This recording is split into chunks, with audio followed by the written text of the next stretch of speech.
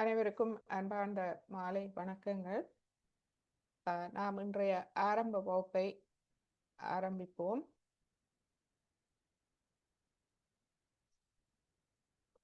இன்று நாம் ஆக்கிய சக்கரம், அது நெற்றியில் இருக்கும் ஆக்கிய சக்கரம் பற்றி பார்ப்போம். ஆக்கிய சக்கரத்தின் பண்பு அமைதி, அதாவது எண்ணங்கள் இல்லாத மன அமைதி. எமது அகங்காரம் மமகாரத்தால் வரும் எண்ணங்கள் அனைத்துக்கும் அப்பால் நாம் சென்று எமது ஆக்கிய சக்கரத்துக்கு அமைதியை கொடுக்க வேண்டும். எமது ஆக்கிய சக்கரத்துக்கான ஒரு ஸ்லோகம் ஒன்றை நாம் கேட்டு எமது மனம் உடல் இரண்டையும் தளர்வடைய செய்து நாம் அமைதி அடைவோம். கவனத்தை எமது தலை உச்சிக்குழியில் வைத்து அமைதியாக சுவாசத்தோடு அமைதியடைய செய்து இந்த ஸ்லோகம், இது பீஜ மந்திரம் என்று சொல்லுவார்கள். ஓம் ஹம் ஷம். ஹம் என்பது நான் ஒரு தூய ஆத்மா. ஷம் என்பது நான் அனைவரையும் மன்னிக்கின்றேன், என்னையும் மன்னிக்கின்றேன், அனைத்தையும் மன்னிக்கின்றேன். நான் அனைத்தையும் மன்னித்து அவற்றுக்கு அப்பால் அந்த ஆத்மாவின் அமைதி நிலைக்கு செல்கின்றேன் என்பது அர்த்தம். இந்த பீஜ மந்திரத்தை நாம் கேட்டு சிறிது நேரம் தியானித்து நமது வகுப்பை இன்று ஆரம்பிப்போம்.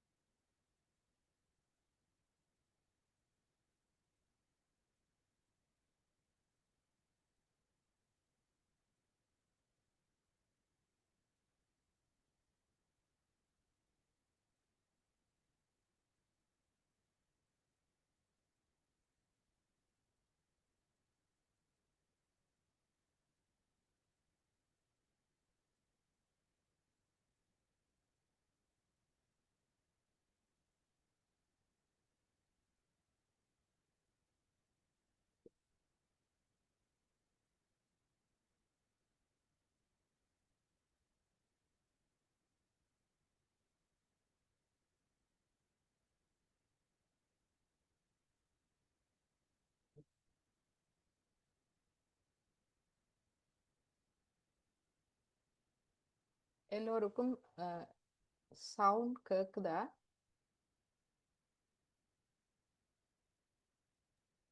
இல்ல சத்தம் போதாது, வேற இல்ல சத்தம்.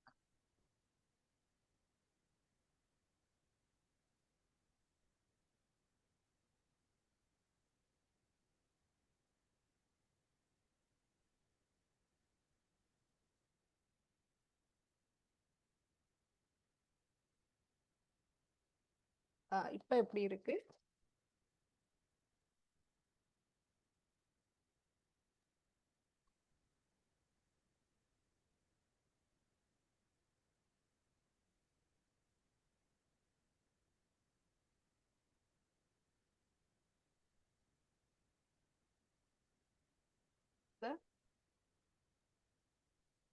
இல்ல கேட்கே இல்ல நீங்க கதைக்கிறது. மற்றவைக்கு எப்படி கேக்குது? கேக்குதா மற்றவைக்கு? ம். இப்ப பரவாயில்ல. ஓகே.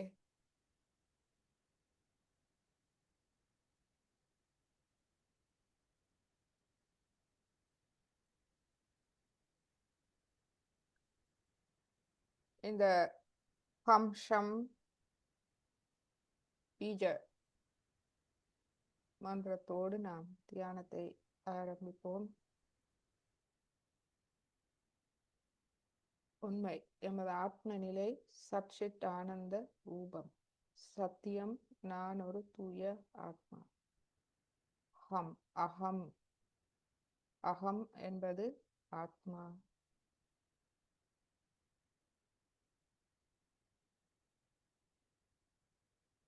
ஷமா ஷம் ஷமா என்பது மன்னிப்பு. நாம் அனைத்தையும் மன்னித்து அதற்கப்பால் செல்ல வேண்டும். எமது பிழைகள், மற்றவர்களின் பிழைகள், எமது எண்ணங்கள், எமது கர்மாக்கள் அனைத்தையும் மன்னித்து அதற்கப்பால் ஆத்ம நிலைக்கு நாம் எமது கவனத்தை எடுத்து செல்வோம். எம்மை சூழ உள்ள அனைத்தும் ஒரு மாயையாகும். இந்த மாயை illusions என்று சொல்லப்படும். அதாவது ஒரு மாயை. இது உருவாக்கப்பட்டிருக்கின்றது. ஏனென்றால் நாம் அந்த சத்தியத்தை உணர்வதற்காக.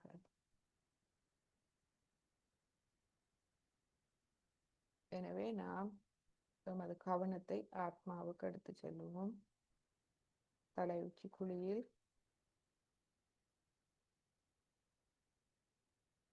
அங்கு கவனத்தை வைத்து அனைத்தையும் நாம் சாட்சி பாவ நிலையில் பார்ப்போம். எந்த விதமான மனதில் எந்த விதமான எதிர்வினையும் இல்லாது நாம் ஒரு சாட்சியாக அனைத்தையும் பார்ப்போம், கேட்போம்.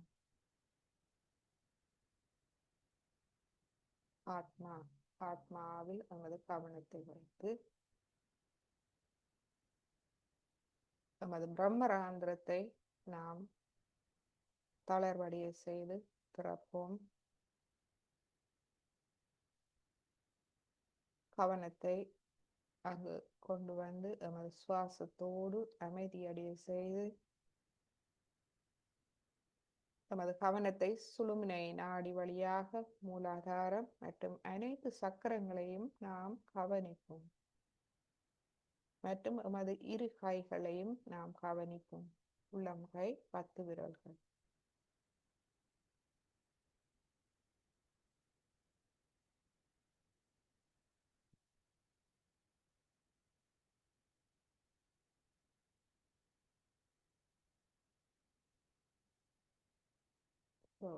இடது நாடி சுத்திகரிப்புக்கு மெழுகுதிரி தேவையானவர்கள் தயாராக வைத்திருங்கள்.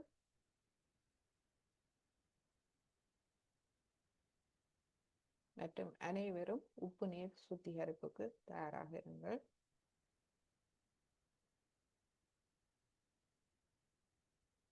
நாம் மனதை எதிர்வினை புரியாது நமது காரண காரியங்கள் விளைவுகள் அனைத்துக்கும் அப்பால் ஆத்ம நிலைக்கு எடுத்து சென்று நாம் முற்றிலும் சிரமமின்றி எமது மனம் உடல் இரண்டையும் அமைதியாக வைத்து எமது கவனத்தை நாம் கவனிப்பதே எமது வேலை. கவனம் எங்கு செல்கின்றது, எங்கு இருக்கின்றது, மற்றும் நான் யார் என்ற உண்மை, மற்றும் நாம் இந்த எல்லாம் வல்ல இறை சக்தியின் எங்கும் இருக்கின்றது, எங்கும் நிறைந்திருக்கின்றது. அந்த சக்தியின் முன்னால் நாம் இருக்கின்றோம். எங்கு சென்றாலும் அதன் முன்பு நாம் இருக்கின்றோம். அது நம்மை சூழ்ந்து இருக்கின்றது. எனவே நாம் நேர்மையோடு பணிவோடு எமது இருதயத்தை நாம் திறப்போம். ஒளிவு மறைவின்றி அந்த தெய்வீக சக்திக்கு எமது இருதயத்தை நாம் திறப்போம். நமது சக்கரங்கள் நாடிகளை அனைத்தையும் நாம் தளர்வடைய செய்து திறப்போம். திறந்து சரணாகதி செய்து அமைதியாக இருப்போம். அதுவே தியான நிலை.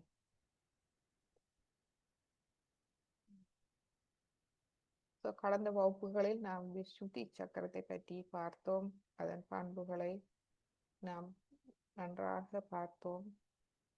ஸ்ரீ மாதாஜியின் உரை மூலமும் நாம் கேட்டு தெரிந்து கொண்டோம்.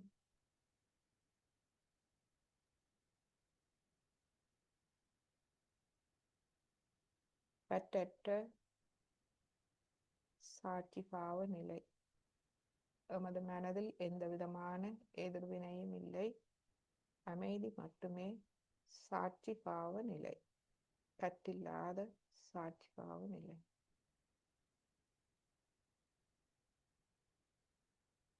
அந்நிலையில் எமது ஹம்சா சக்கரம் புருவ மத்திகள் கண் புருவ மத்திகளுக்கு இடையில் ஒரு விசுதி சக்கரத்தின் பாகமாக இருக்கின்றது. அந்நிலையில் எமது ஹம்சா சக்கரம் நன்றாக வேலை செய்கின்றது.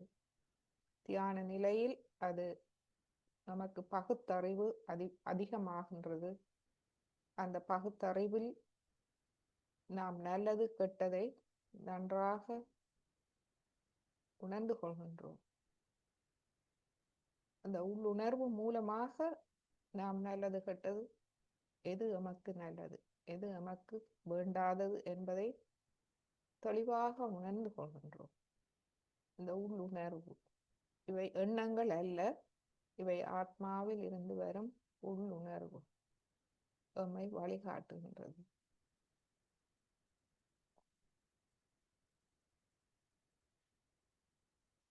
அறிவு என்பது நாம் ஏடுகள் புத்தகங்களில் படித்துக் கொள்வது. அது சரியா பிழையா என்று நமக்கு தெரியாது. அறிவு மட்டுமே.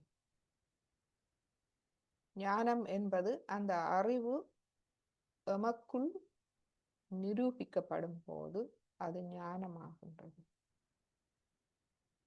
அந்த ஞானம் நமக்கு வளர வளர வளர நமக்கு பகுத்தறிவு, அந்த உள்ளுணர்வு பகுத்தறிவு நமக்கு நல்லது எது கெட்டது எது என்று புரிய வைக்கின்றது.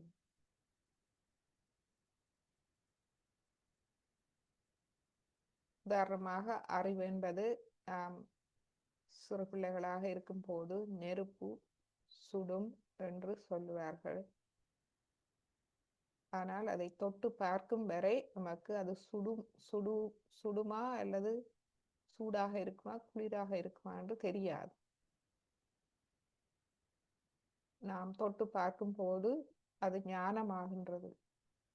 நமக்குள் அது நிரூபிக்கப்படுகின்றது. அந்த அறிவு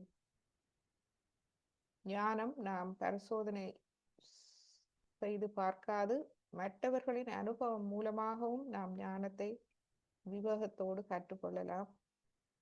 மற்றவர் தொடும் போது அவருடைய ரியாக்ஷன், அவருடைய எதிர்வினை எப்படி இருக்கிறது என்பதை பொறுத்து நாம் குறைந்தபட்சம் அது தொடுவது நல்லதல்ல என்பதை நாம் புரிந்து கொள்ளலாம். அதுவே ஞானம். ஞானம் வந்து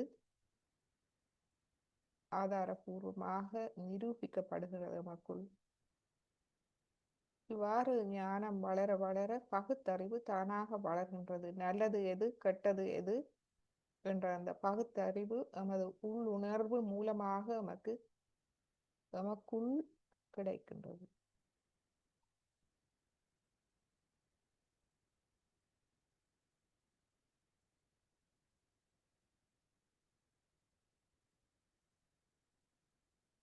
மற்றும் நமது சாயோகாவில் சில நாளாந்த ஆரோக்கிய முறைகள், உப்பு நீர் சுத்திகரிப்பு, மெழுகுவர்த்தி ஒளிமுறை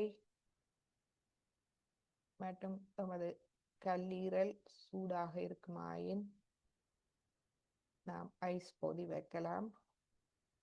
மற்றும் எண்ணெய் தேய்த்தல் சக்கரங்களுக்கு, எமது தலையில் உள்ள சக்கரங்களுக்கு எண்ணெய் தேய்த்தல் மிகவும் முக்கியமான ஒன்றாக அமைகின்றது. அது எமது நரம்புகளை தளர்வடைய செய்கின்றது. மற்றும் எமது சக்கரங்களுக்கு நாமே நுண் அதிர்வுகள் கொடுப்பதன் மூலம் எமது சக்கரங்களை நாம் ஆரோக்கியமாக வைத்துக் கொள்ளலாம். நாம் வருகிற ஒரு வகுப்பில் இந்த எண்ணெய் தேய்த்தல் முறை பற்றி நாம் பார்க்கலாம். எமது தலையில் சக்கரங்களின் இருப்பிடம் நாம் முன்பு பார்த்தோம். பின்பக்க பிடரி மூலாதாரம், அதை சுற்றி காதின் புன்புறமாக சுற்றி வரும் இடம் சுவாதிஸ்தானம். இந்த பகுதியில் எமது இடது நாபி, இந்த பகுதியில் எமது வலது நாபி இருக்கிறது. நாபி இப்படி சுற்றி வருகின்றது. நடுவில் இருப்பது எமது இருதய சக்கர பீடம். பிரம்மராந்திராக்கு கீழ் இருப்பது இருதய சக்கரம். அதற்கு கீழ் இருக்கும் இடம் சகசிராரம். மற்றும் அந்த முன்னெட்டி நாம போன வகுப்பில் பார்த்தோம்.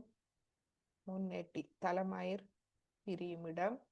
இது நமது விசுதி சக்கரம். நடுநெட்டியில் ஆகிய சக்கரம். சகசிரார சக்கரம் இந்த 6 சக்தி மையங்களின் ஒருங்கிணைப்பு.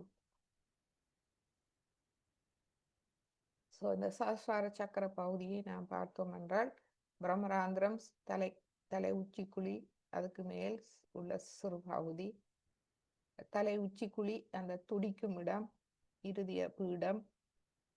அதற்கு கீழ் இருக்கும் வெற்றிடம். இந்த வெற்றிடத்தில் தான் 1000 நரம்புகள் முடிவடைகின்றது. அதுவே சகசிராரம். நமது மூளைக்குள் இருக்கின்றது இந்த அறை என்று சொல்லலாம். சகசிராரம் எமது தியான அறை. இதுதான் எமது கவனம் நாம் அங்கு கொண்டு செல்லப்பட வேண்டும்.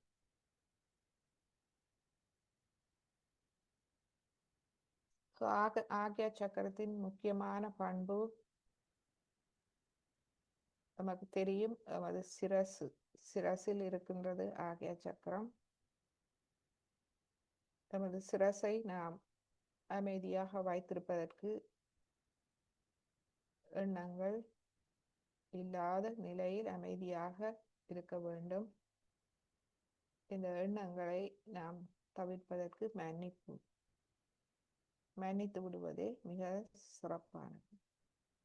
அந்த எண்ணங்கள் எங்கிருந்து வந்தாலும், மற்றவர்கள் தொந்தரவால் வரலாம், எமது கடந்த காலத்தால் வரலாம், எதிர்காலத்தை பற்றிய எண்ணங்களாக இருக்கலாம், பயமூட்டும் எண்ணங்களாக இருக்கலாம், எதிர்மறையா எண்ணங்களாக இருக்கலாம்.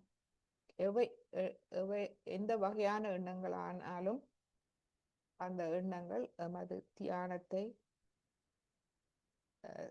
தியான நிலைக்கு செல்ல விடாது தடுக்கின்றது. எனவே அவற்றை நாம் மன்னித்து விடுதல். மன்னிப்பு எமது ஆக்ஞா சக்கரத்தை வளமடைய செய்கின்றது. இந்த மன்னிப்பு, நாம் ஒரு அன்பு பணிவு நிறைந்தவராக இருந்தால் மட்டுமே அந்த இதயபூர்வமாக மன்னிக்க முடியும். நாம் அன்பு பணிவு நிறைந்தவர்களாக இருக்க வேண்டும். நமது ஆக்ஞா சக்கரத்தில் நாம் அன்பையும் பணிவையும் வளர்த்து கொள்ள வேண்டும்.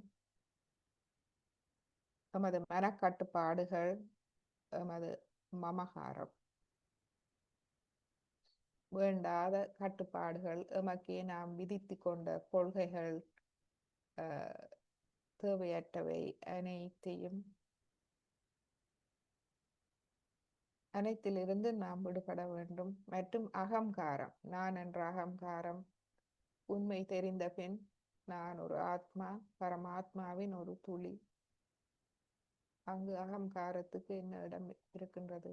அகங்காரத்துக்கு இடமில்லை. அங்கு அன்பும் பணிவும் நிரப்பப்பட வேண்டும். எனவே எமது அகங்காரம் மமகாரத்திலிருந்து எம்மை விடுவிப்பது இந்த ஆக்யா சக்கரம். ஆக்யா சக்கரம் பலமாக இருந்தால் நாம் அவற்றின் தாக்கங்களிலிருந்து நாம் விடுபட்டு அமைதியாக இருக்க முடியும். இந்த அமைதி நிலை இந்த எண்ணங்கள் இல்லாத, ஆனால் ஒரு விழிப்பு நிலை. நாம் எண்ணங்கள் இருக்காது ஆத்மாவின் அமைதியை நாம் அனுபவிப்போம். விழிப்பு நிலை, இந்த விழிப்பு நிலையில் நாம் ஆத்மாவை நன்றாக உணர்ந்து கொள்கின்றோம். உள்ளுணர்வு மூலம் எம்மை ஆத்மா வழிகாட்டுவதை நாம் புரிந்து கொள்கின்றோம். எமது மைய நரம்பு தொகுதியில் ஆத்மாவின் வழிகாட்டலை நாம் இந்த தெய்வீக நுண்ணதிர்வுகள், ஆத்மாவின் அன்பின் வெளிப்பாடாக நாம் உணர்ந்து விழிப்பாக இருக்கும் நிலையே இந்த தியான நிலையாகும். எண்ணங்கள் இல்லாத தியான நிலை, இதை சிந்தனையற்ற விழிப்பு நிலை, ஆங்கிலத்தில் தாட்லெஸ் அவேர்னஸ்.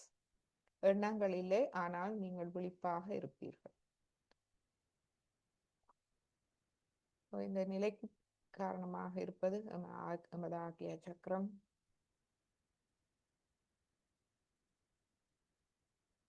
இது பார்வை நரம்பும் மூளை நரம்பும் சந்திக்கும் இடத்தில் இருக்கின்றது. இதனால் இதை பார்வை சியாசம், ஆப்டிக் சாய்ஸ்மா என்று சொல்லப்படும். எமது கண்களுக்கு முக்கியமான சக்கரம்.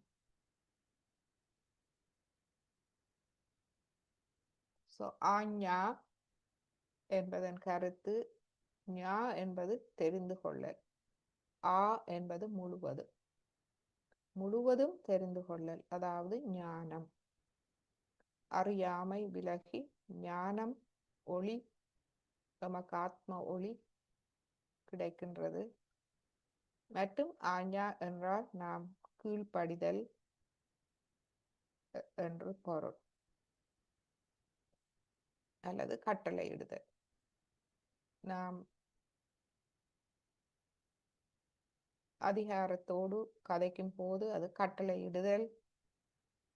உண்மையை உணர்ந்து பணிவடையும் போது அது கீழ்ப்படிதல்.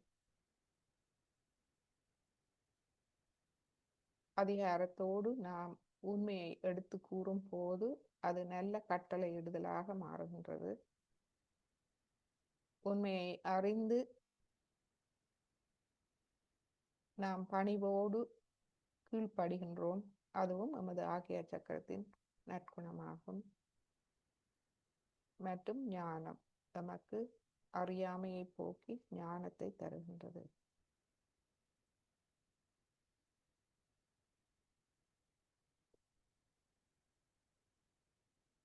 இந்த ஆஞ்ஞா சக்கரம் 2 இதழ்களை கொண்டது. நீங்கள் இதில் பார்த்தீர்கள் என்றால் தெரியும், 2 இதழ்கள். இந்த ஆக்யா சக்கரம் திறக்கும் போதே குண்டலினி எண்ணெய் சஹஸ்ராரத்துக்கு செல்ல முடியும். சஹஸ்ராரம் மற்றும் லிம்பிக் ஏரியா பிரம்மராந்திராவுக்கு வந்து வெளியே எம்மை எடுத்து செல்கின்றது. இந்த வாயில் மிகவும் முக்கியம். எமது இந்த பிரம்மராந்திரம் திறக்கப்படுவது மிகவும் முக்கியம். ஏனென்றால் எமக்குள் இருக்கும் வேண்டாதவை, எமக்கு மன அழுத்தம், மனச்சோர்வை தரும் எதிர்மறை சக்திகள் இந்த துவாரம் மூலமாக, பிரம்மராந்திரம் மூலமாக வெளியேறும் போது அது நிரந்தரமான வெளியேற்றமாகின்றது. முற்றாக வெளியேறுகிறது. குண்டலினி தாய் சக்தி, அந்த அன்பு சக்தி, அந்த நுண்ணதிர்வுகள் அவற்றை முழுமையாக வெப்பமாகவோ அல்லது ஒரு வைப்ரேஷன்ஸ், ஒரு அலை போல நீங்கள் உணரலாம். அவை எம்மிடமிருந்து வெளியேறி எமக்கு முழுமையான ஒரு ஆறுதலை தருவதை நாம் உணரலாம். மேலும் நாம் தொடர்ந்து பிரம்மராந்திரத்தை திறந்து வைக்கும் போது எங்கும் நிறைந்திருக்கும் இறை சக்தி மெதுவாக எமது பரிவு நரம்பு தொகுதியை நிரப்ப ஆரம்பிக்கின்றது. எமது இடது நாடி, வலது நாடி, நடுநாடி, சக்கரங்களை அதையும் நாம் உணரலாம். அந்த குளிர்ந்த நுண்ணதிர்வுகள் எமது தலையில் பரவி கீழ் இறங்குவதை நாம் உணரலாம். எமது சக்கரங்கள் நாடிகளை குளிர்விப்பதை நாம் உணரலாம். அது மட்டுமல்ல, இதயம், கல்லீரல், எமது மூளை என்பவற்றை குளிர்விக்கின்றது. எனவே ஆகிய சக்கரத்தின் பண்பு மன்னிப்பு, பணிவு மற்றும் கருணையின், அதாவது கருணை அன்பின் சக்கரமாகும். கருணை, அன்பு, பணிவு இருந்தாலே மன்னிப்பு எமது ஆகிய சக்கரத்தில் விருத்தியாகும். இந்த மன்னிப்பு என்பது ஏன் நாம் மன்னிக்க வேண்டும்? மன்னிப்பு என்றால் என்ன? மன்னிப்பு என்பது நாம் கோபம், எமக்குள் இருக்கும் கோபம், வெறுப்பு மற்றும் தனியாட்சினம் ஆகியவற்றை விட்டுவிட்டு மனதில் பணிவாக ஆத்மாவின் உன்னதத்தையும் தாராள மனப்பான்மையையும் கண்டறியும் சக்தியாகும். எமது ஆத்மாவின் அன்பு, கருணை, பணிவு, அதன் உன்னதம், தாராள மனப்பான்மை, மேன்மையை நாம் கண்டறியும் சக்தியே இந்த மன்னிப்பு சக்தியாகும். இந்த மன்னிப்பு சக்தி மூலம் நாம் இந்த வேண்டாத கோபம், வெறுப்பு என்பவற்றிலிருந்து நம்மை நாம் விடுவித்துக் கொள்கின்றோம். விடுவித்து ஆத்மாவிடம் நாம் சரணடைகின்றோம். அந்த அன்பு, கருணை, பணிவு, அந்த தெய்வீக நற்பண்புகளிடம் நாம் சரணடைகின்றோம். அதுவே மன்னிப்பாகும்.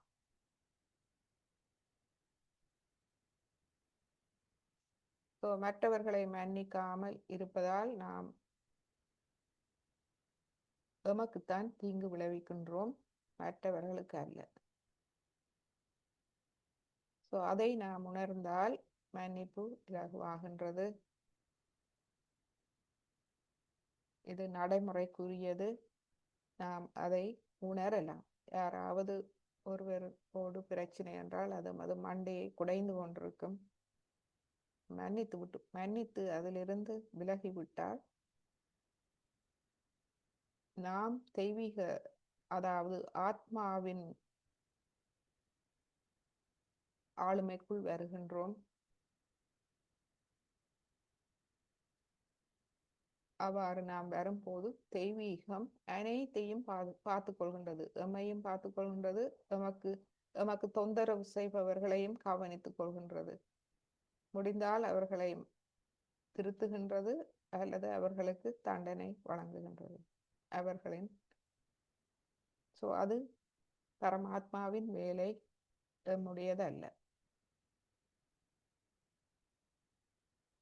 இதனாலேயே நாம் மன்னிப்பதன் மூலம் மிகப்பெரிய அமைதி, நிம்மதி நமக்கு கிடைக்கின்றது.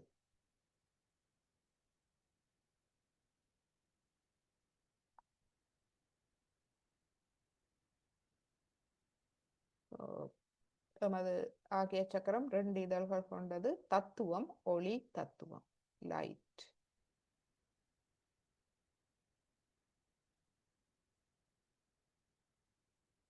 எனவே எமது ஆகிய சக்கரத்தை நாம் ஒரு குழந்தை போல் கவனித்துக் கொள்வோம். எமது ஆகிய சக்கரத்தை துன்புறுத்தாது, தேவையற்ற சிந்தனைகளை விலக்கி, கவலைகள், மதவெறி, மன்னிக்காத இயல்பு, தேவையற்ற கற்பனைகள், எதிர்மறையான எண்ணங்கள், பழக்க வழக்கங்கள், இவற்றில் இருந்து எம்மை முழுமையாக விடுவித்து எமது ஆத்மாவின் உன்னதத்தில் கவனத்தை வைப்போம். கடந்த காலம் முடிந்த ஒன்று, அதிலிருந்து விடுபட்டு எமது மமகாரம் மனக்கட்டுப்பாடுகளிலிருந்து விடுபட்டு மற்றும் எதிர்காலம் பற்றிய கவலைகள் பயங்களில் இருந்து விடுபட்டு எமது அகங்காரத்திலிருந்து விடுபட்டு நான் ஒரு பரமாத்மாவின் ஒரு சிறு துளி அங்கம் என்ற அந்த சுயமரியாதையோடு நாம் எமது ஆத்மாவுக்கு பணிவோம். எமது ஆக்கிய சக்கரத்தை நாம் பலமாக வைத்திருப்போம். சுய பச்சாதாபம் இருக்கக்கூடாது. சுயமரியாதை. நான் பரபிரம்மத்தின் ஒரு அங்கமாவேன் என்ற சுயமரியாதை அவசியம். தம்மை நாம் மன்னிக்க வேண்டும். இதுவரை காலமும் அறியாமல் செய்த தவறுகளை முழுமையாக மன்னித்து அவற்றிலிருந்து விடுபட்டு நாம் ஆத்மாவின் கண்ணியத்தையும் மேன்மையையும் உணர வேண்டும். தினசரி தியானம் செய்யுங்கள். நமது அனைத்து சக்கரங்களுக்கும் அது மிகவும் முக்கியமாகும். ஒளி தத்துவம் நமது ஆகிய சக்கரத்தை தூய்மைப்படுத்த உதவுகின்றது. இவ்வாறு ஒரு மெழுகுதிரியை எடுத்து உங்கள் கண்களால் ஸ்ரீ மாதாஜியின் ஆகிய சக்கரம், அதாவது நெற்றியில் இருக்கும் நெற்றி திலகத்தை நீங்கள் பார்க்கும் போது எமது கண் பார்வை நரம்பும் மூளை நரம்பும் சந்திக்கும் இடமே எமது ஆகிய சக்கரம். அதன் தத்துவம் ஒளி. இந்த ஒளி தத்துவம் எமது ஆகிய சக்கரத்தை வளம்படுத்துகின்றது. எமது கண் பார்வை என்பன வளமடைய சாதகமாக இருக்கின்றது.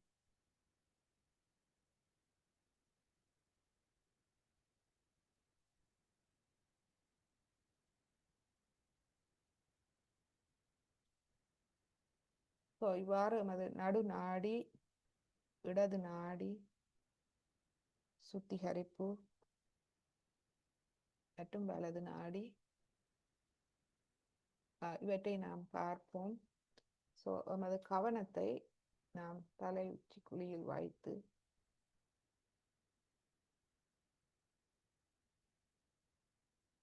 எமது சுழுமுனை நாடி, மூலாதாரம் என்பவற்றை நாம் இலகுவாக கவனிக்க முடிகின்றதா என்று பார்ப்போம். தலை உச்சி குழியில் இருந்து கொண்டு சுழுமுனை நாடி, மூலாதாரம் இந்த பிரதேசங்களில் இலகுவாக கவனம் செல்கின்றதா என்று பார்ப்போம். ஒரு முயற்சியும் இன்றி கவனம் அங்கிருக்க முடிகின்றதா? இல்லாவிட்டால் எமது வலது கையை தலை உச்சி குழியில் சிறிது வைத்து சிறிது நேரம் கவனிப்போம். அங்கு சூடாக இருக்கின்றதா, குளிராக இருக்கின்றதா?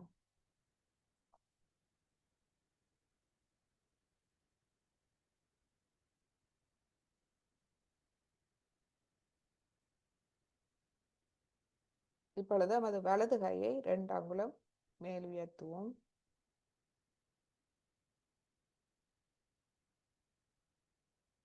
இந்த உச்சி குழிக்கும் உள்ளம் கைக்கும் இடையில் குளிர்ச்சியை உணர முடிகின்றதா? உச்சி குழி.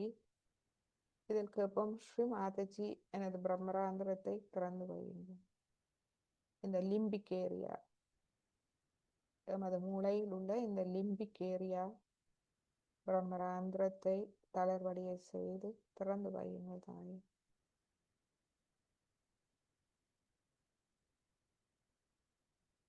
இப்பொழுது ஒரு 4-5 அங்குல உயரத்தில் வைத்து கவனிப்போம். குளிர்ச்சியை உணர முடிகின்றதா? வலது கை, இடது கை.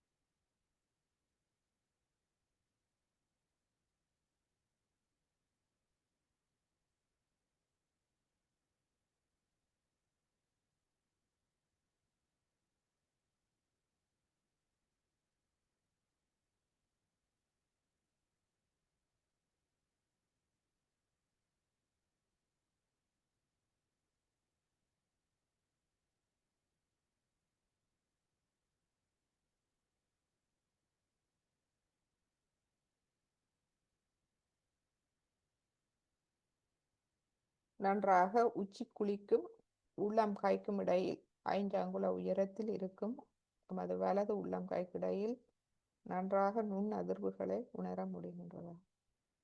சூடாக இருந்தால் அது முழுவதும் வெளியேற விட்டுவிடுங்கள். அது குண்டலினி எண்ணெயின் வேலை. நமக்குள் இருக்கும் மன அழுத்தம், மன சோர்வு, எதிர்மறை சக்திகளை அவர் வெளியேற்றுகின்றார். எனவே நாம் அது நடைபெற விட்டுவிட வேண்டும். சூடாக இருந்தால் அது ஒரு நல்ல அறிகுறி, குண்டலினி எண்ணெய் வேலை செய்கின்றார்.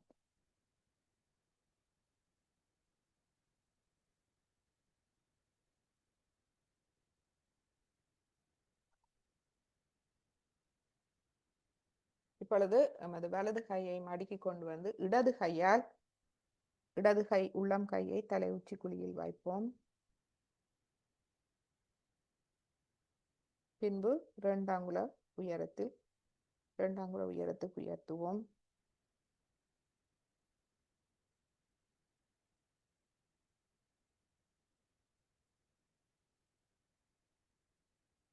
இப்பொழுது ஒரு 4-5 அங்குல உயரத்தில் உயர்த்தி நமது தலை உச்சி குழிக்கும் உள்ளம் கைக்கும் இடையில் உள்ள பகுதியை கவனிப்போம்.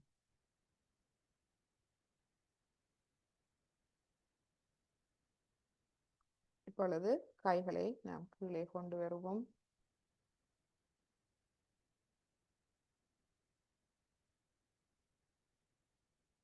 நமது ஆகிய சக்கரத்தை நாம் பலமாக வைத்திருக்க வேண்டும். தேவையின்றி மற்றவர்கள் நமது ஆகிய சக்கரத்தையோ சகஸ்ராரத்தையோ தொட நாம் அனுமதிக்க கூடாது.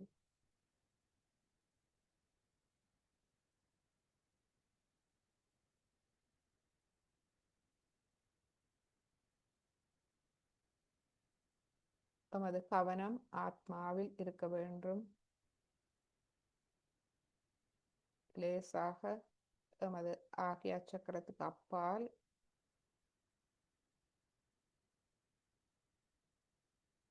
நாம் கவனத்தை கொண்டு செல்ல வேண்டும். நமது கவனம் நாம் ஆகிய சக்கரத்தில் செறிக்க கூடாது.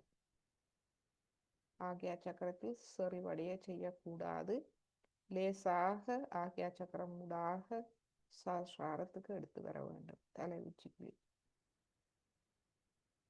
எனவே அவ்வாறான பயிற்சிகள் செய்திருந்தால் அவை முழுமையாக கைவிட்டு நமது கவனத்தை ஆகிய சக்கரத்துக்கு எடுத்து செல்ல வேண்டும். இந்த சஹஸ்ரார சக்கரத்துக்கு நாம் எடுத்து செல்ல வேண்டும். ஆகிய சக்கரம் திறந்து நாம் சஹஸ்ராரம் தலை உச்சி குழிக்கு செல்லும் போது, தலை உச்சி குழி திறக்கும் போதே நாம் முழுமையான மன தளர்வை உணர்கின்றோம். ஏனென்றால் அதன் மூலமாக வேண்டாத அனைத்தும் வெளியேறும் போது அது நிரந்தரமானது. எனவே நமது கவனத்தை நாம் தலை உச்சி குழிக்கு கொண்டு செல்ல வேண்டும். உச்சிக்குழி தளர்வடைந்து திறப்பதை நாம் கவனிக்க வேண்டும்.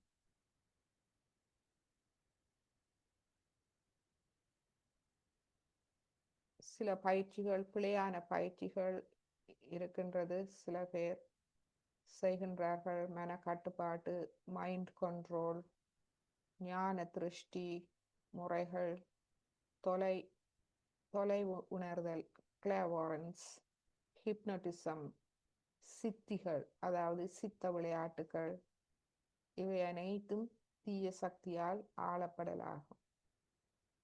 தீய சக்திகளின் விளையாட்டு. ஞான சக்தி எம்மை பரமாத்மாவோடு இணைக்கின்றது. எனவே அவை அனைத்தையும் நாம் கைவிட்டு எமது கவனம் எப்பொழுதும் ஆத்மாவில் இருக்க வேண்டும்.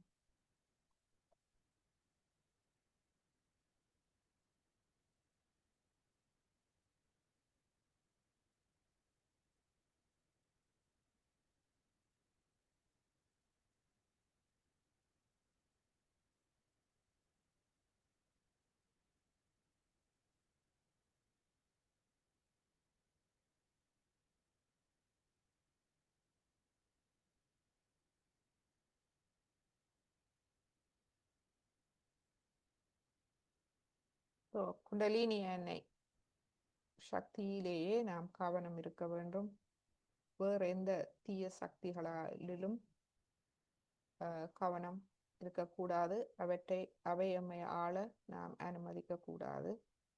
குண்டலினி சக்தி எமது 3 நாடிகளிலும் இடது நாடியில் நமக்கு தூய விருப்பத்தை தந்து எமது கடந்த கால பாதிப்புகளில் இருந்து எம்மை விடுவித்து எமக்கு ஒரு ஆறுதல் தரும் சக்தியாக இருக்கின்றது. நமக்கு உண்மையிலேயே அது ஆறுதலை தருகின்றது. வலது நாடியில் எமது எதிர்கால பிரச்சனைகள் கவலைகளில் இருந்து நம்மை விடுவித்து நமக்கு தூய ஞானத்தை தருகின்றது. தூய ஞானத்தை தந்து நான் பரபிரம்மத்தின் ஒரு அங்கம், தனித்தவன் அல்ல என்ற அந்த அறிவை தந்து எமது கவனத்தை அறிவூட்டுகின்றது. எமது நடு நாடியில் தியான சக்தி, அதாவது யோக சக்தியாக, ஞான சக்தியாக இருந்து எம்மை அறியாமையில் இருந்து முழுமையாக எம்மை மீட்டெடுக்கின்றது. மீட்டெடுத்து எமக்கு பகுத்தறிவை தந்து எம்மை ஆத்ம நிலைக்கு எடுத்து செல்கின்றது. இதுவே குண்டலினி எண்ணெயின் அன்பு சக்தி வெவ்வேறு வடிவங்களில் எமக்குள் வேலை செய்கின்றது. அதிலேயே எமது கவனம் இருக்க வேண்டும்.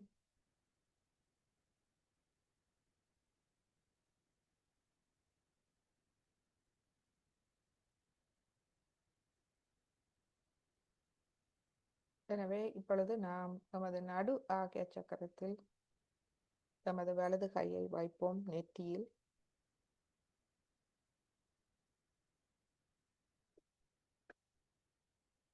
நாம் இதில் பிரார்த்திப்போம். தாயே, எனது ஆகிய சக்கரத்தை அன்பு, கருணை, பணிவால் நிரப்பி எனக்கு மன்னிக்கும் சுபாவத்தை தந்தருளுங்கள்.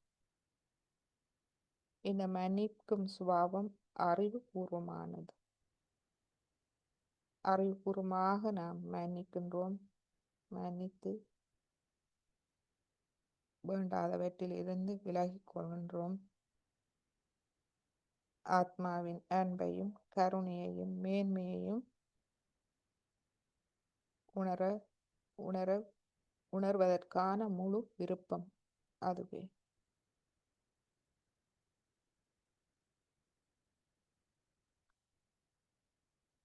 தாயே, எனக்கு மன்னிக்கும் சுபாவத்தை தந்தருளுங்கள்.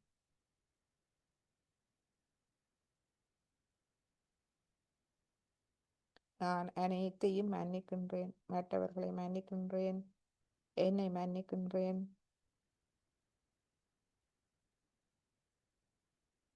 எனது பிழைகளை மன்னிக்கின்றேன். இதுவரை காலமும் நான் செய்த பிழைகள், எனது அறியாமை, பலவீனங்கள் அனைத்தையும் மன்னிக்கின்றேன்.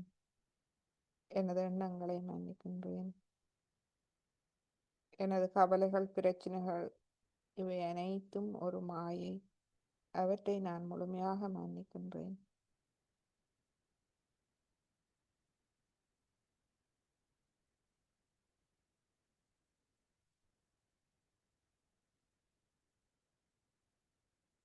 நான் மற்றவர்களை மன்னிப்பது போல் என்னையும் மன்னித்தருளுங்கள்.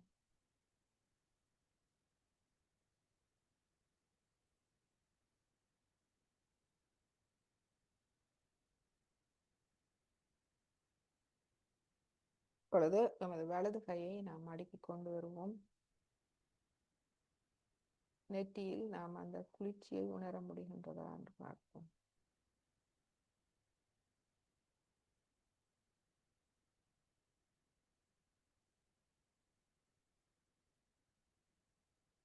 கவனம் பிரம்மராந்திர தலை உச்சி குழியில் இருந்து கொண்டு நாம் நமது ஆகிய சக்கரத்தை கவனிப்போம்.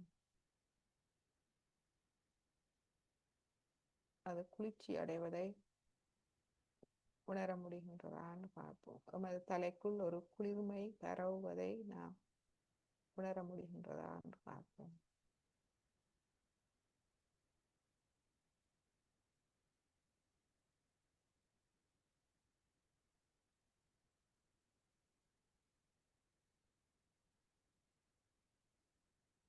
இப்பொழுது நமது இடது ஆகிய சக்கரத்தை நாம்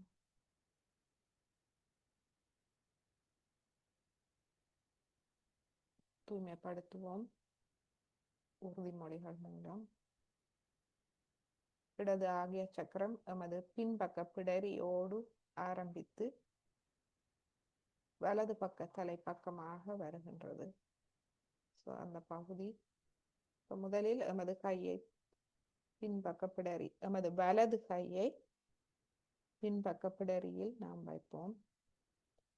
பிடரி பின்பக்க பிடரியில் ஆரம்பித்து வலது காதின் பின்னாக மேல் தலைக்கு வரும் பகுதி இதுவே எமது மமகாரம். அதாவது கடந்த வாழ்வில் எமது பாதிப்புகள் ஞாபகமாக இருக்கின்றது.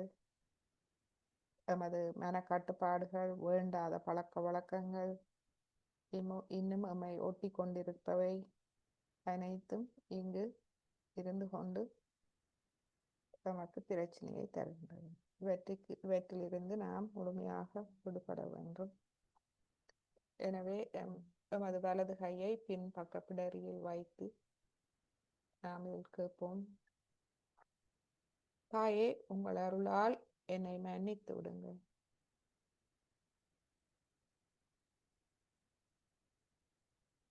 எனது கடந்த கால பிழைகள், தவறுகள் அனைத்தையும் மன்னித்து விடுங்கள். என்னோடு தொடர்பான அனைத்து கர்மாக்களையும் மன்னித்து விடுங்கள். எனது நாட்டின் கர்மா, எனது முன்னோர்களின் கர்மா, எனது முற்பிறப்பு கர்மா, இந்த பிறப்பில் நான் தெரிந்தோ தெரியாமலோ செய்த அனைத்து தவறுகள், இவை அனைத்தையும் மன்னித்து விடுங்கள். எனது தவறுகளால் நான் என்னை துன்புறுத்துவது மட்டுமல்ல, மற்றவர்களின் துன்பங்களுக்கும் நாம் ஆளாகி இருப்போம். எனவே அவை அனைத்தையும் மன்னித்து அனைவரையும் இந்த கர்ம சுழற்சியில் இருந்து விடுவித்து விடுங்கள் தாயே.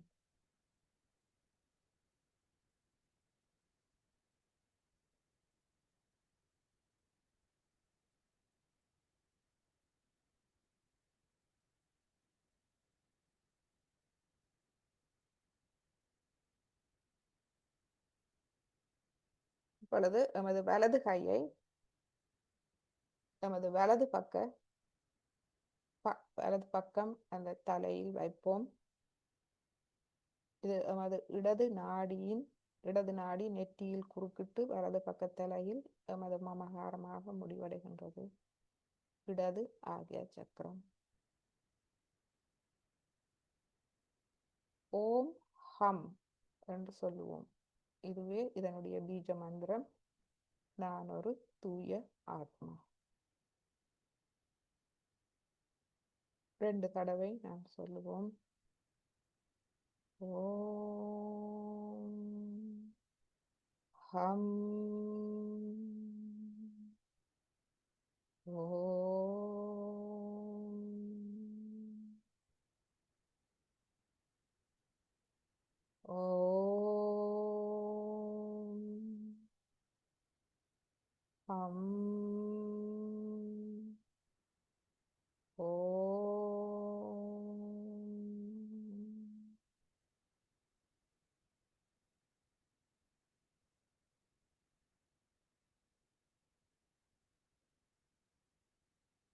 இப்பொழுது நமது வலது கையை மடக்கி கொண்டு வருவோம். நமது வலது ஆகிய சக்கரத்தை நாம் பலப்படுத்துவோம். அது நமது முன்னெற்றியோடு நமது இடது காது பகுதி, இடது பக்க தலை பகுதி, இதுவே நமது வலது ஆகிய சக்கரம். முதலில் நாம் வலது ஆகிய சக்கரம்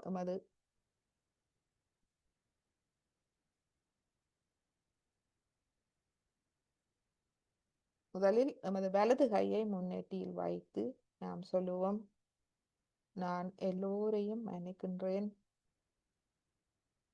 இது நமது பணிவு. நாம் நமது அகங்காரத்தை விடுத்து பணிவடைகின்றோம். எல்லோரையும் மன்னிக்கின்றேன், என்னையும் மன்னிக்கின்றேன். உங்கள் அருளால் என்னை எப்பொழுதும் உங்கள் கவனத்தில் இருக்கச் செய்யுங்கள்.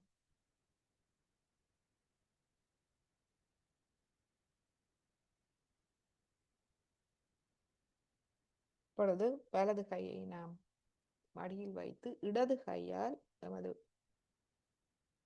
இடது பக்க தலையில் வைப்போம்.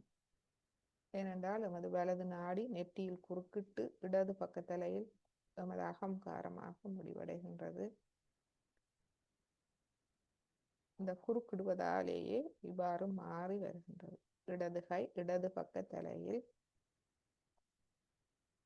எமது அகங்காரம் இருக்கும் இடம்.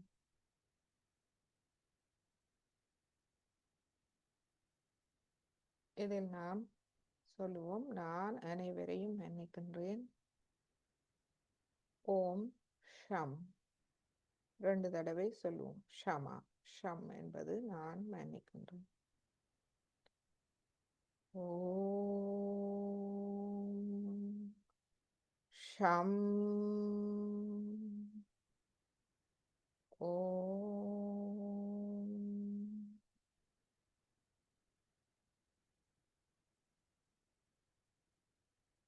ஓம் ஷம். ஓம்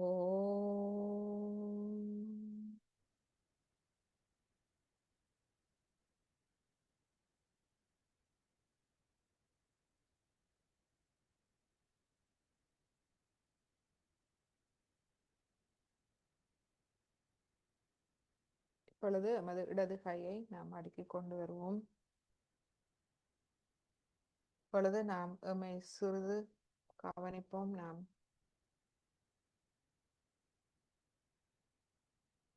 தியானம் ஆரம்பிக்க முன்பு எமது மனம் இருந்த நிலை, இப்பொழுது எமது மனம் இருக்கும் நிலை. மனம் அமைதியாக ஆத்மாவிடம் சரணடைந்து விடுகின்றது, அமைதி அடைகின்றது.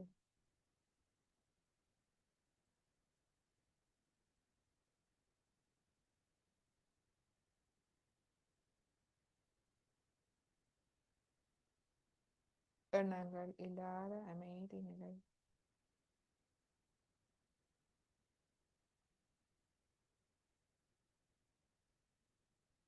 இப்பொழுது நாம் கவனிக்க வேண்டியது நமது தலை உச்சிக்குழி, அதற்கு சற்று கீழ் நமது இருதய பீடம், சற்று கீழ் நமது சகஸ்ராரம், 1000 இதழ்களின் முடிவு நமது தலைக்குள்.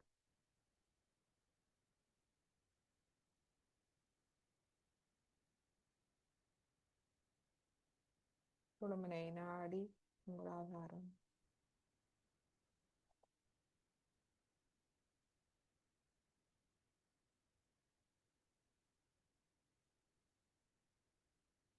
நமது தலைக்கு மேல் ஆகாயம், கீழ் பூமி, இவை மட்டுமே நமது கவனத்தில் இப்பொழுது இருக்க வேண்டும். இலகுவாக இவற்றை கவனித்துக் கொள்ளுங்கள்.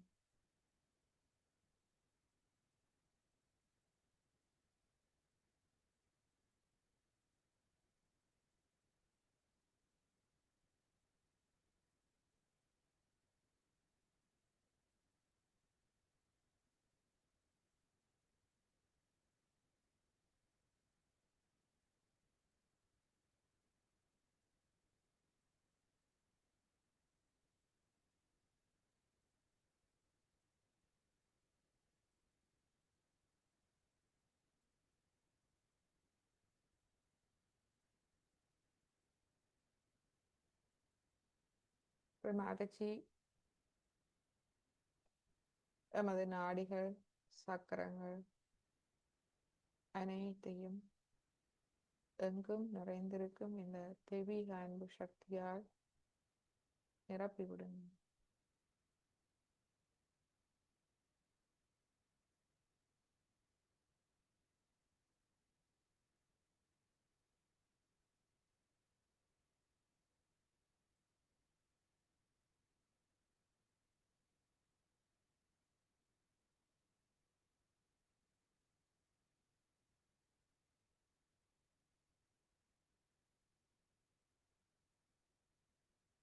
இப்பொழுது நாம் ஸ்ரீ மாதச்சி அவர்கள் ஆகிய சக்கரத்தை பற்றி ஆற்றும் உரையை நாம் கேட்போம். ஸ்ரீ மாதச்சியிடம் நேரடியாக கேட்பது நமக்கு மிகவும் உதவியாக இருக்கும்.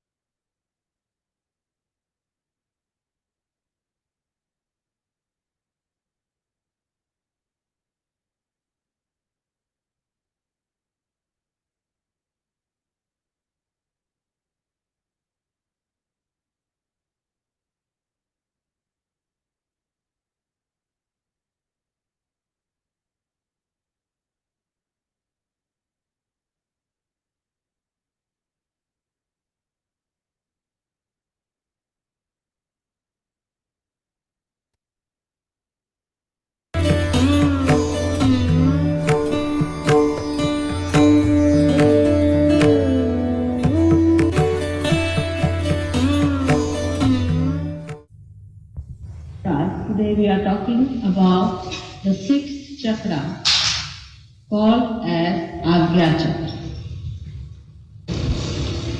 Gya words means to know. Gya is to know. And A means the whole. Agya chakra also has another meaning. Agya. Agya means obedience or to order. It can mean both the things. If you order to someone, it is an agya, and the one who obeys the order is an agyakari, and the one who does the agya.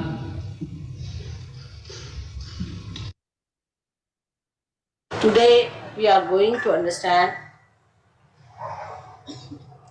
the center of agya. Agya chakra, which is placed on the crossing of the optic chiasma. The nerves that supply the eyes go backwards in the opposite direction, and wherever they cross, this subtle center is situated. It has a continuous connection with the other center through the medulla oblongata.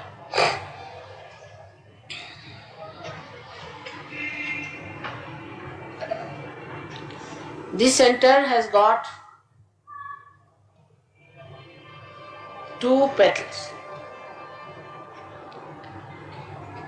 and this subtle center on one side acts through the eyes, and at the back of the head where you have some protrusion. This is the physical side of this center is. Now the people who talk of the third eye, this is the third eye. So that we have two eyes with which we see, and there's a third eye which is a subtler eye through which we can see. If you see this eye, that means you are away from it. For example, if you can see your eyes, that means you are seeing your reflection, not the reality. If you see anything, that means you are looking at it. So those people who say they see an eye, for example, people who take LSD and all such things, they start seeing another eye. They just see this eye and they think their third eye has opened. Actually, you are very much away from the eye. That's why you can see it. You go to a supraconscious level on the right side, and on the left side to the subconscious level, you can see the eye. But in Sahaja Yoga, you have to see through that eye. Like a window, you can look at the window, but if you see through the window, you can't look at the window. So here what happens that when the Kundalini rises, when she goes to the Agya Chakra, which represents, as you say, the third eye, whatever you may call it, it is between the optic chiasma and it looks after the pituitary and the pineal body. And as a result, we have developed two institutions called ego and superego. The ego is the one which tells us, I have done it, I am doing this. Both these institutions are sucked in by the enlightenment of the center. And that's how the thing opens out. And all your karmas are sucked in. So there's no problem of karmas. Only human beings think that they are doing karmas. Animals don't. They have no sense of sin or anything. They are completely under the bondage of God. So in Sanskrit they are called as Pashu, means under the bondage. But we are the ones who have got freedom. And that's why we think that we have done this and we have done that. And we should not do this, we should not do that. But when the Kundalini rises and she awakens the center, then both these things are sucked in. And when they are sucked in, then you do not do any karmas anymore. You just are in a karma. You do everything. I mean, I travel, such a lot, and I have a family, and everything is there. But it's just happening. I'm just seeing it. I'm not doing anything as such. So when you are also awakened, there's no obligation. It's just happening. It is so. Beyond thought. And this is a very, very important chakra for Sahaja Yogis, because when the Kundalini rises above the Agya chakra, immediately there is no thought. You do not get any thoughts from ego or superego. But there is a wobbling in the Agya because of your imbalanced ways. And the imbalanced ways are that sometimes you are with ego or with superego. This has happened to our people in the West. Because we have had so much of ego, we got really tired of it. We got frightened with it. Then we started taking to drugs and things to increase our superego. But by doing that, what we are doing is pushing by one end, bringing it by another end, and that's how we are wobbling our ego and superego, by which we are not helping ourselves at all. So what one has to do is to rise within oneself up to the point of Agya and try to steady your Agya. There are many people who have asked me one question, how to steady the Agya. Agya is placed at the crossing point of our nerves and also optic thalamus. Now, so it is said that if you have wobbling eyes, you will have a wobbling Agya. You have to steady your eyes. You have to soothe them. Now, it is very, very out of date, ancient, old, and all sorts of names that you call it to a thing like that. But you must steady your eyes and steady them in such a way that it is very soothing for the eyes. Which is the most soothing thing for the eyes is the green grass. If you could see the green grass with your eyes, means you walk with your eyes on the ground. Your eyes will be soothed, your Agya will be all right. That's why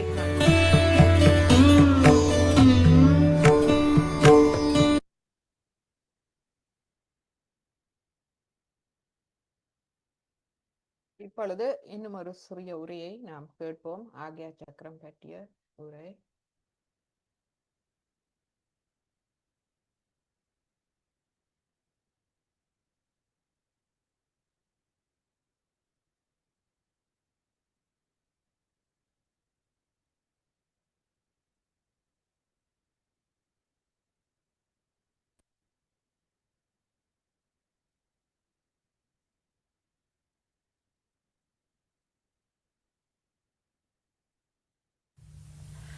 Now one thing is there obstructing Sahasrara is the movement of your Agya into thoughts.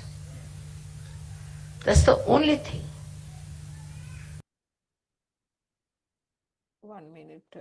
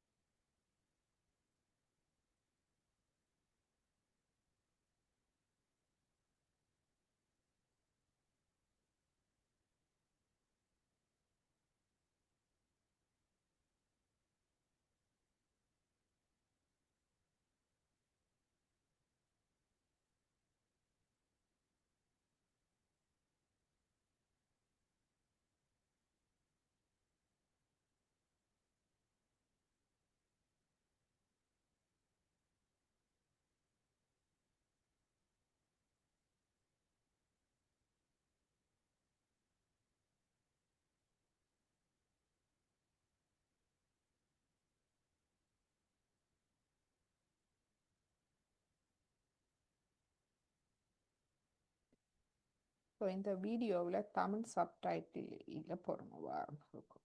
1 minute.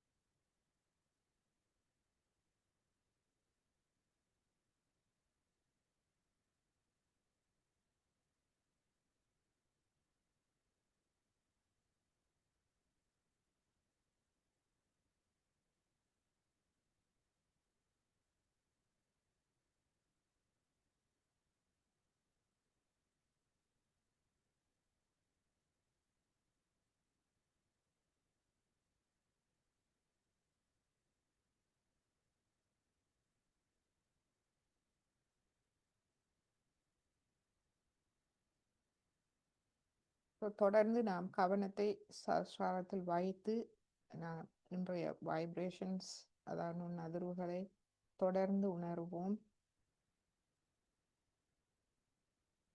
அது கவனத்தை, அந்த தியான நிலையை நாம் குழப்பாது.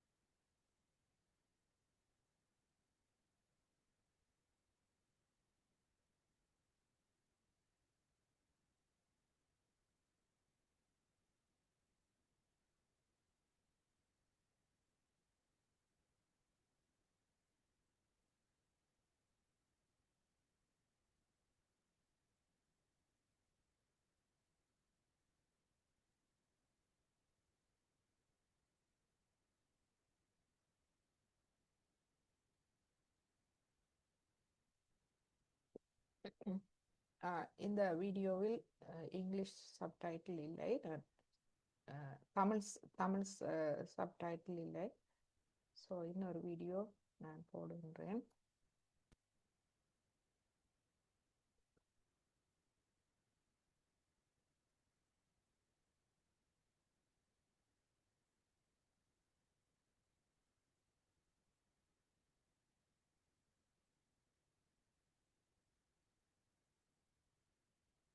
இது மிக ஒரு 4 நிமிட வீடியோ, ஆனால் தமிழ் சப்டைட்டில். அருமையான உரை, நாம் அதை கேட்போம்.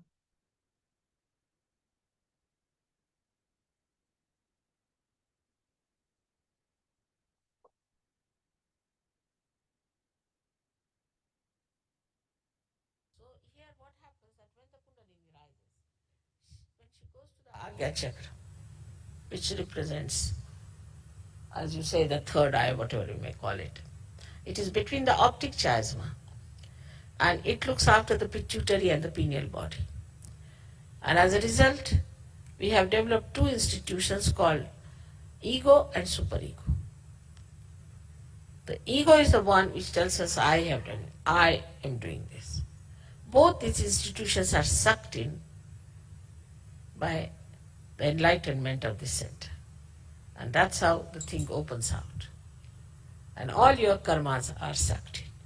So there's no problem of karmas. Only human beings think that they are doing karmas. Animals don't. They have no sense of sin or anything. They are completely under the bondage of God. So in Sanskrit they are called as Pashu, means under the bondage. But we are the ones who have got freedom. That's why we think that we have done this and we have done that. We should not do this, we should not do that. But when the Kundalini rises and she awakens the center, then both these things are sucked in. And when they are sucked in, then you do not do any karmas anymore. You just are in a karma.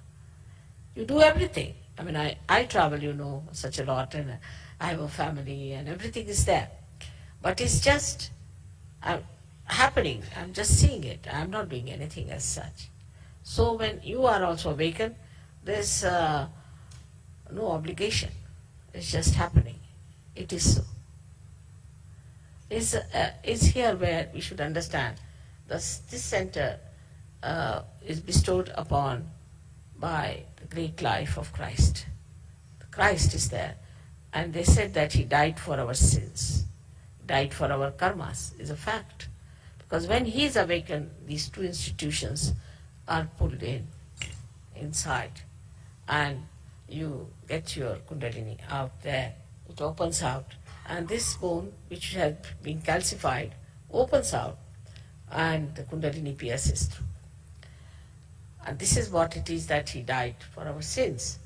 But still the theory is extended that we must suffer. Why should we suffer? He has suffered for us already, and is already written by Thomas, who was traveling to India via Egypt, where he wrote the treatise, and he said that why should we suffer? Christ has already suffered for us, and he's talked everything about Sahaja. He said it is an experience of self-realization and everything. And that book now is out in England. After 48 years, they could decode the whole thing, which was found about 48 years back in Egypt. And is out now, and is beautiful. Gnostics is the name of the book. But is not so much appreciated by some of the people because it challenges the theories of sufferings and confessions and all this nonsense. You cannot awaken yourself. You see, you have to have one enlightened candle to enlighten another candle. This candle, which is not enlightened, cannot enlighten itself. But there's no obligation. But you can correct. Once it is awakened, you can correct it, you can develop it.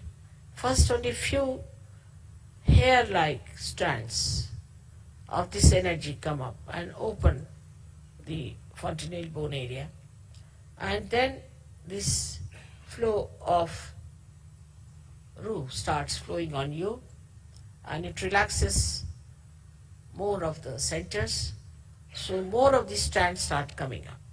So you can develop it at your will by understanding it, but you cannot enlighten yourself by yourself.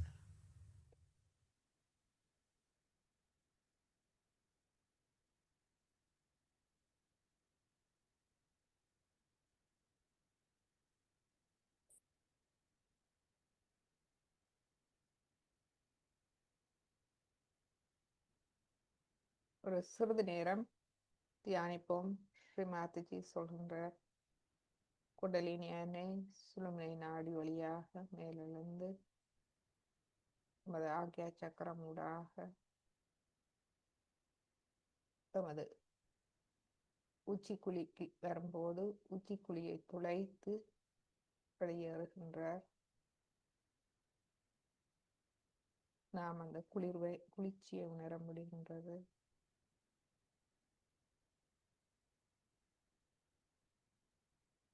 உச்சிக்குழி நன்றாக தளர்வடைகின்றது.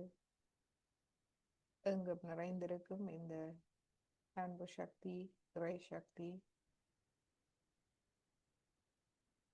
நமது உச்சிக்குழி வழியாக சென்று நமது நரம்புகளை நாடிகளை சக்கரங்களை மேலும் தளர்வடைய செய்யும் போது குண்டலினி எண்ணெய் இலைகள் குண்டலினி எண்ணெயின் இலைகள் மேலும் மேலும் மேலெழ நமக்கு உதவுகின்றது.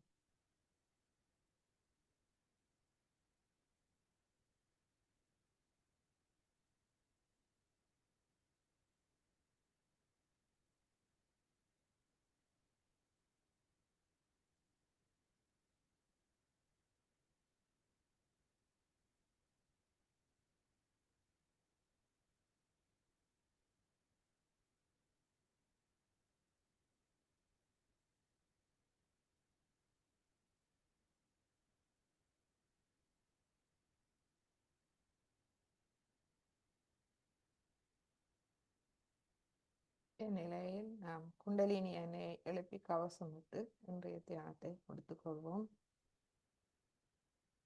முதலாவது தடவை நாம் இந்த சுழுமுனை நாடி வழியாக இந்த குளிர்ச்சியை நாம் உணர முடிகின்றதா என்று பார்ப்போம். நாம் குண்டலினி எண்ணெயை மேலெழுப்பும் போது ஒரு முடித்து போட்டு கைகளை மெதுவாக கீழே கொண்டு வருவோம். இரண்டாவது முறை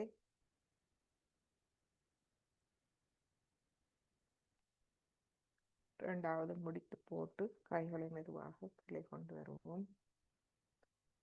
மூன்றாவது தடவை சுழுமுனை நாடி வழியாக மேலெடுத்து செல்வோம். 3 முடித்துக்கள் போட்டுக்கொள்வோம். 1 2 3. கைகளை மெதுவாக கீழே கொண்டு வருவோம். கவசம், மூலாதாரம், சுவாதிஷ்டானம், நாபி, பவசாகரம், இருதயம், விசுத்தி, ஆக்யா, சஹஸ்ராரா. இரு கைகளையும் கூப்பி நாம் ஸ்ரீமாதாஜியை வணங்கி நமது இதயபூர்வமான நன்றிகளை நாம் தெரிவித்துக் கொள்வோம். இந்த ஆத்ம அறிவு, ஆத்ம ஞானம் நமக்கு இவற்றை இலகுவாக எளிய முறையில் நாம் புரிந்து கொள்ளும் வகையில் நமக்கு தருவதோடு அதனுடைய அனுபவங்களையும் நமக்கு நாம் உணர வைக்கின்றார், புரிய வைக்கின்றார். நாம் அவற்றை எமது நரம்புகள், நாடிகளில், எமது மைய நரம்பு தொகுதியில் அந்த ஆத்மாவின் அன்பை, பரமாத்மாவின் அன்பை, அந்த தெய்வீக அன்பை நாம் உணரக்கூடியதாக இருக்கின்றது. எம்மை தெய்வீக அன்பை எம்மை உணர வைத்து, எம் நிலையை உணர வைத்து எம்மை வழிகாட்டும் ஒரு அன்பு தாய், தெய்வீக குரு. அவர்களுக்கு எமது இதயபூர்வமான நன்றிகளை தெரிவித்து இன்றைய தியானத்தை நாம் முடித்துக் கொள்வோம். இன்று ஃபேஸ்புக் மூலம் மற்றும்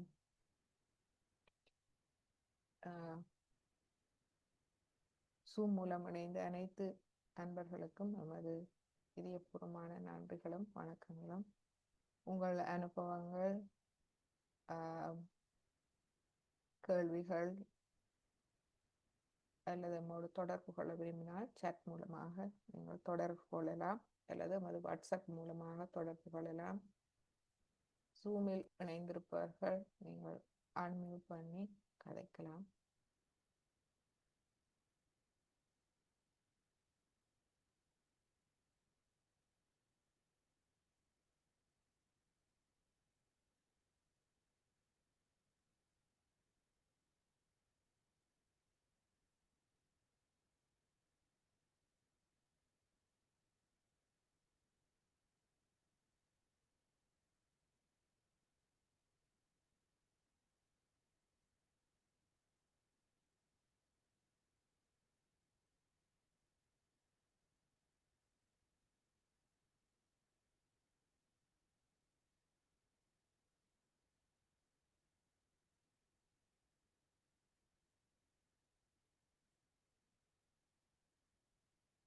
உண்மையில் நான் இன்று அனைவருக்கும் ஒரு ஒரு ஒரு படம் ஒன்று நான் காண்பிக்க விரும்புகின்றேன். இப்பொழுது அதை ஷேர் பண்ணுகின்றேன்.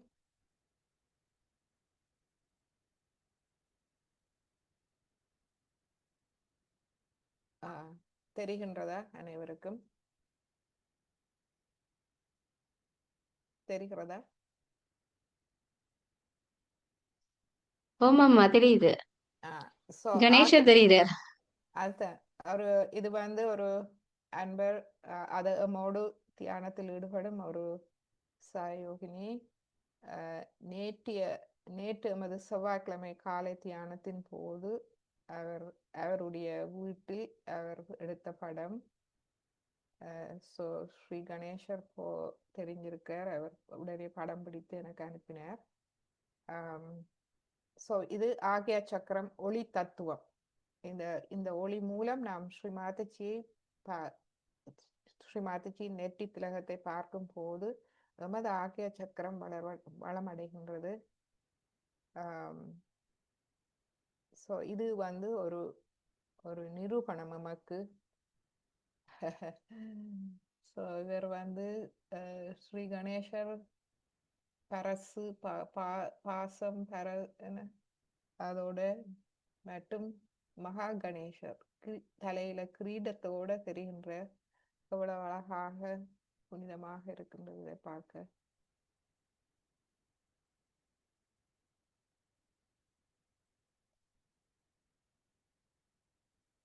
நீங்கள் இரு கைகளையும் அந்த ஒளியை நோக்கி வைத்து அதனுடைய நுண் அதிர்வுகளை, தெய்வீக அன்பு அலைகளை நாம் உணர்ந்து கொள்ளலாம்.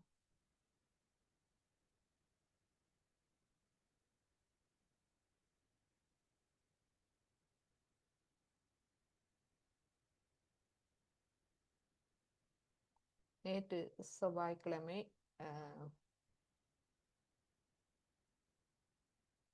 அதாவது இன்று காலை உங்களுக்கு இன்று காலை செவ்வாய்க்கிழமை காலை தியானம் எமது மூலாதார சக்கரம் ஸ்ரீ கணேசருக்குரிய நாள், மூலாதார சக்கரத்துக்குரிய நாள். ஸோ அந்த எமது காலை தியானத்தில்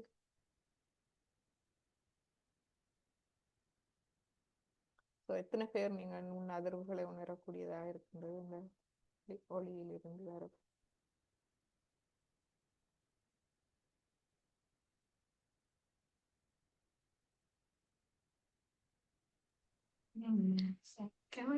ஆமாம்மா உணர முடியுது.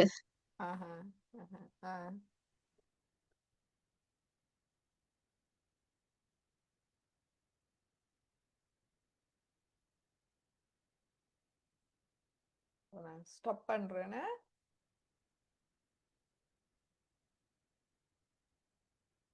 ஓகே.